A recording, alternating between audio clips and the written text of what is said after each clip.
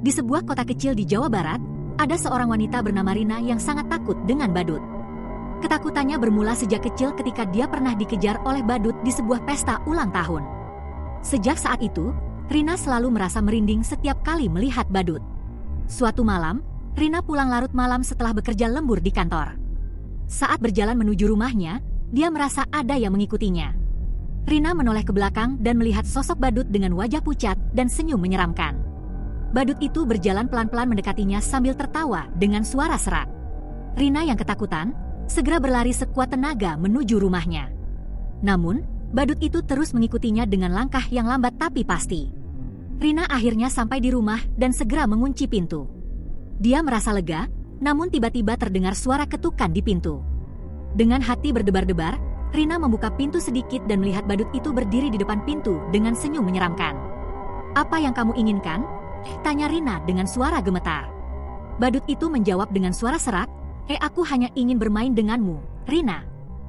Rina yang ketakutan, mencoba untuk menutup pintu, namun badut itu berhasil masuk ke dalam rumah. Rina berlari ke ruang tamu dan mengambil sapu untuk melindungi dirinya. "Jangan mendekat. Aku akan memukulmu dengan sapu ini," teriak Rina. Badut itu tertawa terbahak-bahak dan berkata, "Tenang, Rina. Aku hanya ingin bermain tebak-tebakan denganmu. Jika kamu bisa menjawab tebak-tebakanku, aku akan pergi."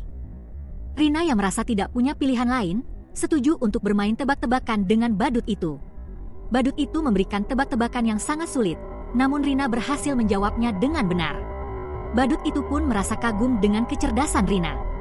Setelah beberapa saat, badut itu berkata, "Kamu hebat, Rina. Jarang ada yang bisa menjawab tebak-tebakanku dengan benar. Aku akan pergi sekarang, tapi kita akan bertemu lagi di malam Jumat berikutnya." Rina yang merasa lega, melihat badut itu menghilang dengan sendirinya. Sejak malam itu, Rina tidak lagi merasa takut dengan badut. Dia malah menantikan malam Jumat berikutnya untuk bermain tebak-tebakan dengan badut tersebut. Cerita tentang Rina dan hantu badut ini menyebar di kota dan membuat semua orang tertawa.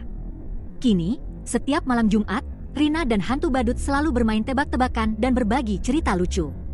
Hantu badut yang dulu menakutkan, kini menjadi teman baik yang selalu menghibur Rina.